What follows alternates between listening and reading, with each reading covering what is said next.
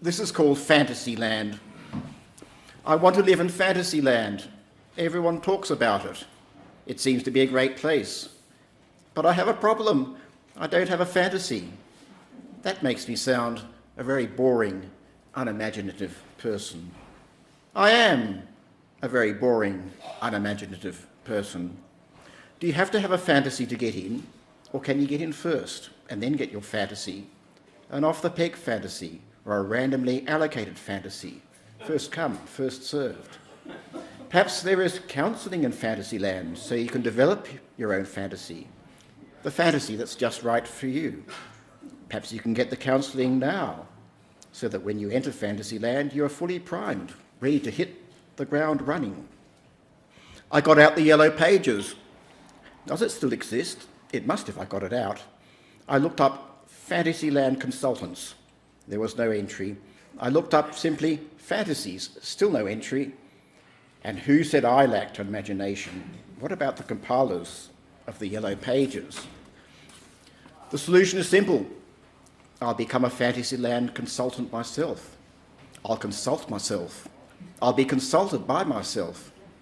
It'll all be tax deductible. But I need a range of fantasies to offer my clients, and without clients I'm no consultant. But how, if I don't have any fantasies? Not one, not even for myself. I'll have to make them up. That seems very artificial. It is. Are they fake fantasies? Does it matter if they are?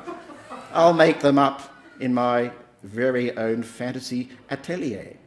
No fantasy factory. But how do you make up a fantasy, one that's worth having and is good enough to sell? And will anyone buy it if it's already your fantasy? It seems like buying second-hand clothes from an op shop. The best fantasies, I'm told, are the ones you never admit to having.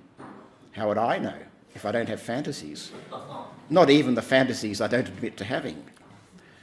And there is a big problem with fantasies, whether they come to you naturally, whatever that means, or you make them up. If it is clean, then the response is, or so I've been told, how safe, how boring. You have a family viewing rated mind. Add a bit of spice. You add a bit of spice. That's better, but let's have some more spice. You add some more spice. That's better still, but let's have even more. You add even more. That's even better. Keep going. You keep going.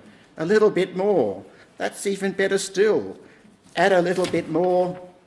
But then, how dirty, how disgusting. How could you say that? What a filthy mind you have. Or worse, there is shocked silence. Shocked, pin-dropping silence.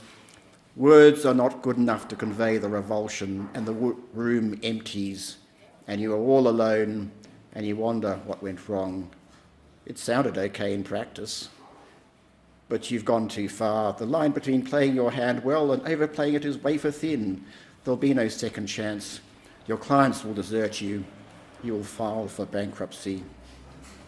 I know what. I won't sell fantasies. I'll sell the ability to develop them.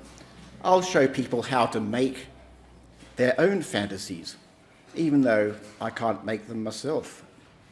Don't sell homemade stink bombs, sell the chemistry set. But what is the equivalent to the chemistry set here? I don't know. But whatever, the fantasy consultant, I think he has a future and will be filing a tax return soon. Thank you.